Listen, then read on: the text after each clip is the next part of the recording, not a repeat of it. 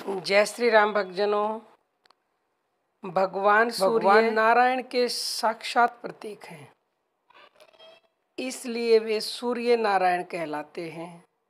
इतना ही नहीं, सर्ग के आदि में भगवान नारायण ही सूर्य रूप में प्रकट होते हैं। इसलिए पंचदेवों में सूर्य की भी गणना है। यों भी वे भगवान की प्रत्येक विभूतियों में सर्वश्रेष्ठ, हमारे इस ब्रह्मांड के केंद्र, स्थूल काल के नियामक, तेज के महान आकार, विश्व के पोषक एवं प्राणदाता तथा समस्त चराचर प्राणियों के आधार हैं। वे प्रत्यक्ष दिखने वाले सारे देवों में श्रेष्ठ हैं। इसलिए संध्या में सूर्य रूप से उपासना की जाती है।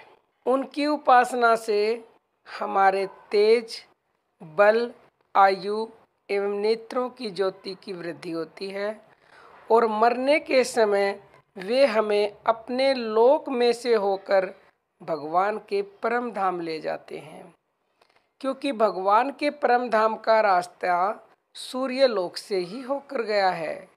शास्त्रों में लिखा है कि योगी लोग तथा कर्तव्य रूप से युद्ध में शत्रु के सम्मुख लड़ते हुए प्राण देने वाले क्षत्रिय वीर सूर्यमंडल को भेद कर भगवान के धाम को चले जाते हैं। हमारी पूजा अर्चना से प्रसन्न होकर भगवान सूर्य यदि हमें उस लक्ष्य तक पहुंचा दें तो इसमें उनके लिए कौन सी बड़ी बात है। भगवान अपने भक्तों पर तो सदा ही दया करते हैं। हम यदि जीवन भर नियम पूर्वक श्रद्धा और भक्ति के साथ निष्काम भाव से सूर्य भगवान की आराधना करेंगे तो क्या वे मरते समय हमारी मदद भी नहीं करेंगे? अवश्य करेंगे, जरूर करेंगे, क्योंकि भक्तों की रक्षा करना तो भगवान का विरध ही ठहरा। इसलिए जो मनुष्य आदर पूर्वक और नियम से बिना नागा किए सूर्य भगवान की पूजा अर्चना करता है तो उन्हें अपने अंदर ये दृढ़ विश्वास रखना चाहिए कि उनका कल्याण निश्चित ही है और वे मरते समय भगवान सूर्य की कृपा से अवश्य ही परम गति को प्राप्त होंगे। सूर्य भगवान की उपासना हमारे लिए अत्यंत कल्याणकारक है। थोड़े से परिश्रम के बदले में हमें महान फल देने वाली है।